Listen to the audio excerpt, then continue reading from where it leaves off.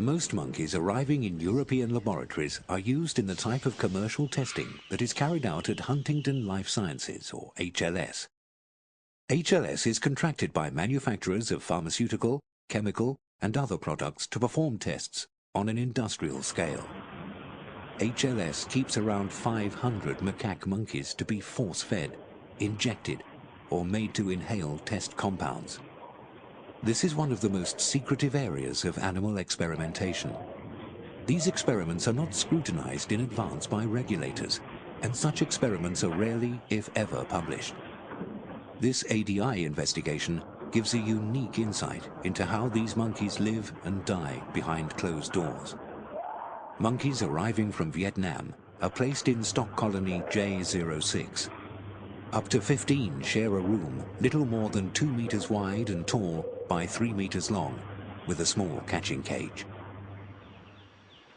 Remember, these are animals that naturally live amongst trees in large troops of 50 to 100 animals and can travel over 1.5 kilometers in a day.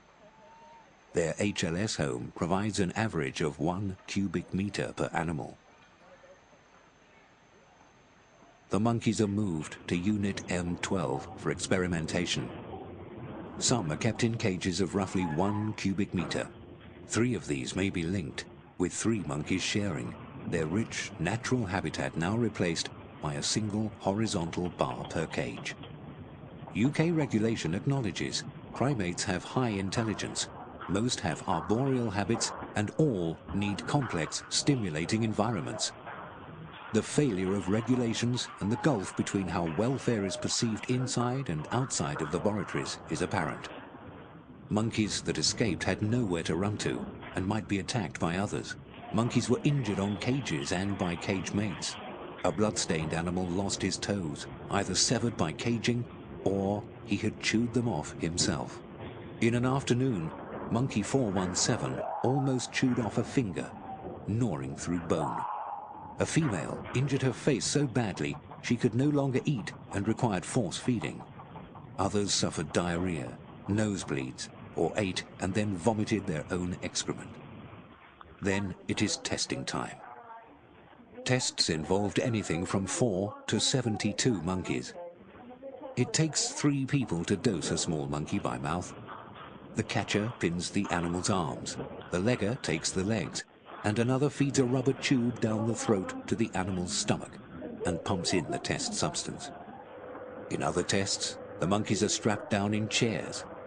For some, the stress is so great they suffer rectal prolapse, a known indicator of gross stress in restrained primates. Sometimes several monkeys would prolapse, and some individuals would prolapse repeatedly. During an inhalation study licensed as mild, 3 monkeys died or had to be killed due to partially collapsed and blocked lungs. 3 others collapsed but were revived. A necropsy showed the animals had blackened lungs. In the wild, these monkeys innovate and learn from each other, passing on skills and knowledge such as cleaning food or fishing. What do monkeys who peer from their cages think as their companions are strapped down for experimentation? And what of the animals tested upon month after month? Some monkeys had an incontinence drug pumped into their stomach every day for a year. Others were bled multiple times in a day, or day after day, enduring over 80 bleeds. On the days when animals were killed and necropsied, the other monkeys would fall silent. The results of these tests are known to be affected by the stress and fear experienced by the monkeys. And then there are the impacts of the experiments themselves. Documents leaked from another contract testing laboratory, Inveresk in Scotland, show that during tests for an asthma drug, monkeys suffered with liquid feces, redness of face, lips, feet and hands, swollen penises, low heart rate, hernias, body tremors, and a quiet, hunched appearance. It doesn't have to be this way.